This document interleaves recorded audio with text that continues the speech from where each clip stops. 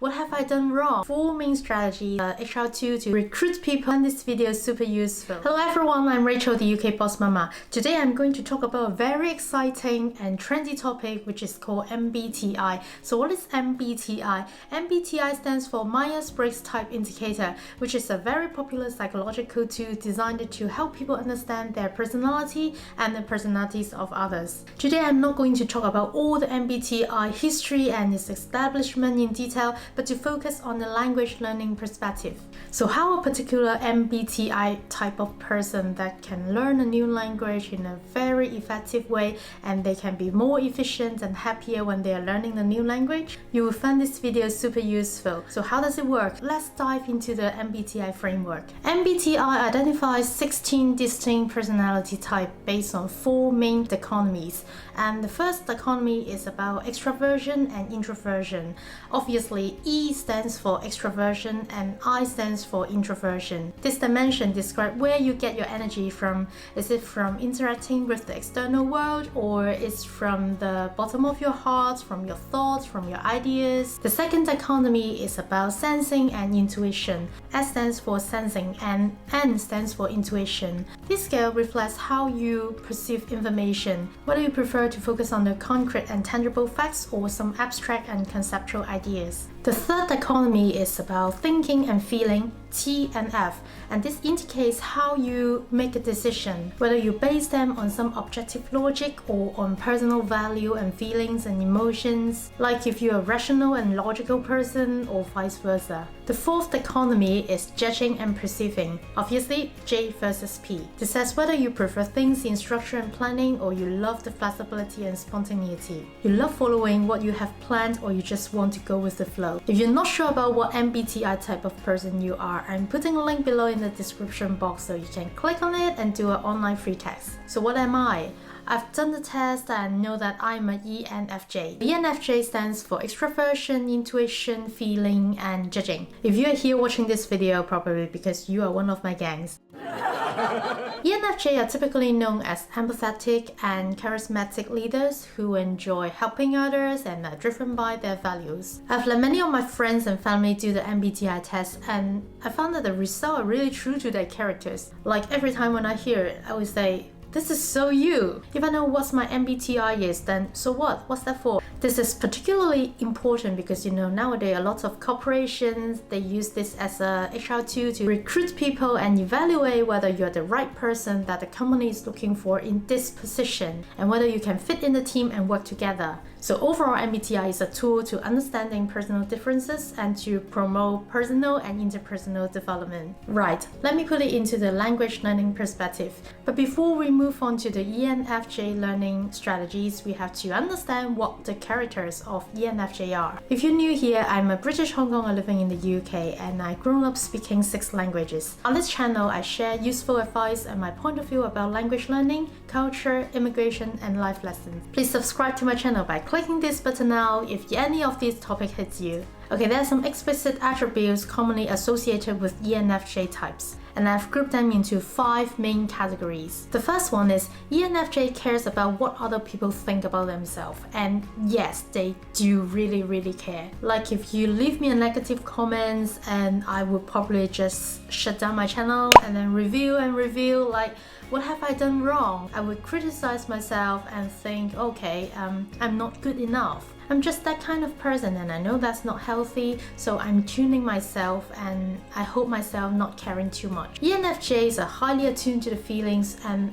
perspective of the others. ENFJ are often concerned with how they are perceived, and because they want to create positive and harmonious relationships. ENFJ do not know how to say no. They can sometimes struggle with setting boundary, as their desires to help others and maintain harmony can make it difficult for them to refuse requests. And the second attribute of ENFJ is that they really want to help other people to solve the problem. A lot.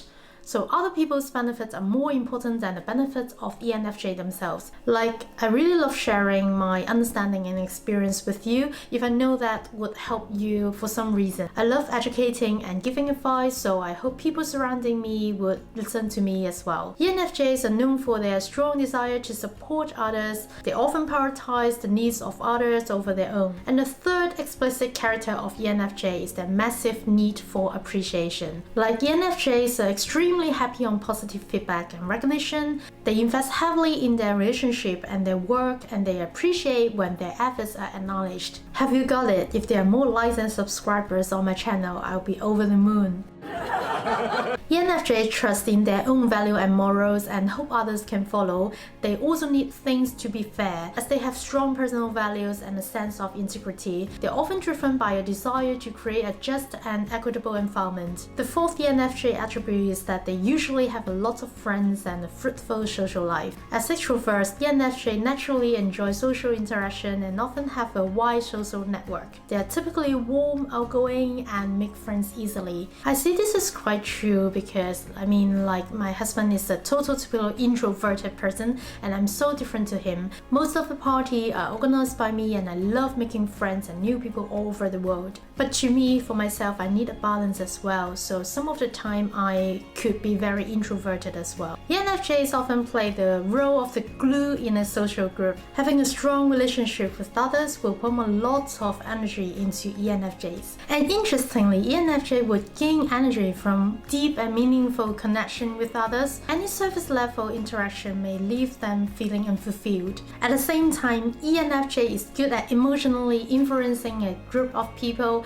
They are often seen as natural leaders who can inspire and motivate others. There are couples of politicians who are also ENFJs, like Martin Luther King and Barack Obama. They have a strong ability to influence the emotion of a group. The last character of ENFJ is that they love planning and organization. They love setting goals and working on them, following the plans. It sounds quite aggressive, isn't it? ENFJs, while empathetic, are also target-driven and goal-oriented. They like to plan and organize their activities so as to achieve their objectives, and this is very related to one of the learning strategies that I'm going to talk about, and you can apply to them, and I'll talk about it later. Overall, these attributes paint the picture of an ENFJ as a warm, supportive, and driven individual who thrives on deep connections and the well-being of those around them. So what are the excellent strategies in language learning tailored to an ENFJ's personality? Of course, this can also apply to other aspects of your life when you are about to learn something new. And here are 4 main strategies that I'm suggesting you. Strategy number 1. Executing group learning with social elements. ENFJ is so happy in social settings and enjoy being part of a group. Could benefit from participating in language exchange workshops, study group, or online communities where they can practice the language while building connections with others. This allows them to share knowledge and help others and receive encouragement,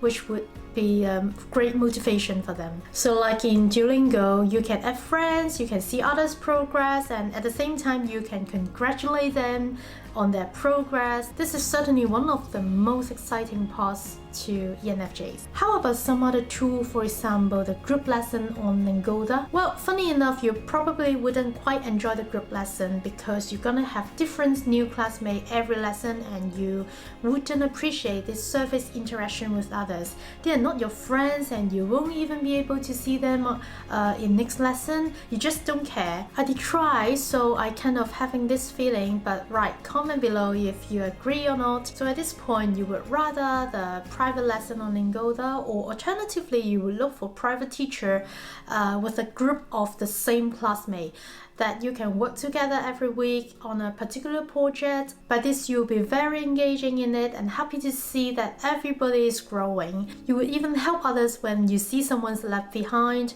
But you know, at the same time, when you're able to teach others, your learning ability is also improving. Strategy number 2, ENFJ would love teaching and mentoring others. Obviously, ENFJs love helping others, so teaching the language to beginners or mentoring peers would be an highly effective learning tools by explaining concepts to others that would reinforce their own understanding and gain satisfaction from contributing to someone else's progress. And strategy number 3, try the immersive learning through cultural experiences. ENFJ often have a deep appreciation and understanding and connecting with people. Immersive experience such as traveling to a country where the language is spoken or engaging in cultural activities such as film, music, festival that would resonate with their desire for meaningful interactions. They would likely be energized by the opportunity to use the language in real-life context and connect with the native speakers. This is just so me. If you get a chance to watch my previous vlog in France, this is the part 1 and this is the part 2. I totally dove into myself in the immersive learning experience in France. My French, especially speaking and listening, improved just like I'm already planning to join a summer camp in France at some point later to be able to engage with all the native speakers. Trust me, as an ENFJ, you definitely love this kind of experience. The 4th learning strategy is to use the language in meaningful conversation. Given ENFJ's love for deep and meaningful conversations, they will benefit from language learning that emphasize real-world communications. Conversational practice with a focus on discussing topics that matter to them, such as social issues, personal value, and cultural insights that will keep them energized and motivated. This is also one of the main reasons that I have set up this YouTube channel to express my feeling and point of view on different kind of topics that interest me. At the same time, I think that can help you. Like, I would like a platform where I can satisfy my 2 desires. One is to be able to express myself and help others by giving advice, and the second one is having a way to improve my language skills. So you know, my mother tongue is Cantonese, but I have chosen to run my channel in English and French. Now you can see the reason behind this. However, it doesn't mean that you must set up a YouTube channel. Alternatively, ENFJ often have a flair for creativity and enjoy finding ways to express themselves. You might want to engage in creative activities like writing short stories or even acting in a play in your target language that ENFJ would find it enjoyable and educational for them. This allows them to blend their learning with personal expression and emotional depth. To improve your language expression, how about writing journals in that language you're learning and posting it on Instagram or Threads? Or how about trying to read some books in that language and writing or talking about review in that language on the app Goodreads? How about knowing a bunch of native speakers through some language exchange apps and communicating with them regularly? I'm sure there should be plenty of options out there, such as Play. I'm not sure whether this is the correct pronunciation. I'll put a link below. And my language exchange and Reddit, etc. And you can try reaching them out and see which one you prefer. I'm sure you can find something that you feel most comfortable with. Last but not least, the strategy that I have mentioned earlier is goal setting. ENFJs, as you've noted, are goal-oriented and appreciate structure. In addition to setting milestones and taking exams, they could use language learning apps or tools that offer progress tracking, achievement, and rewards. This would give them a sense of accomplishment and clear evidence of their progress. Happy to tell that I've just applied for Delphin 1 exam, which will take place in October this year. I've also set a goal to achieve the B2 level within 3 years. So this goal setting and progress tracking simply make me more engaged and avoid being lost during my learning journey. I still remember 2 years ago when my French teacher asked me, "Why did you want to learn French?" I said, "I love French culture and I study just for pleasure." Okay, Dad, because for 2 years I haven't made any big progress and I felt like I have wasted much of my money and time. But a few months ago, when I decided to take the exam and suddenly everything just faster forward to an unbelievable speed, you just couldn't believe it. If you want to hear about my French speaking ability, you can click these 2 videos, and I hope that would somehow inspire you and motivate you to pursue your studies. But I do trust that this really depends on which type of person personality that you are.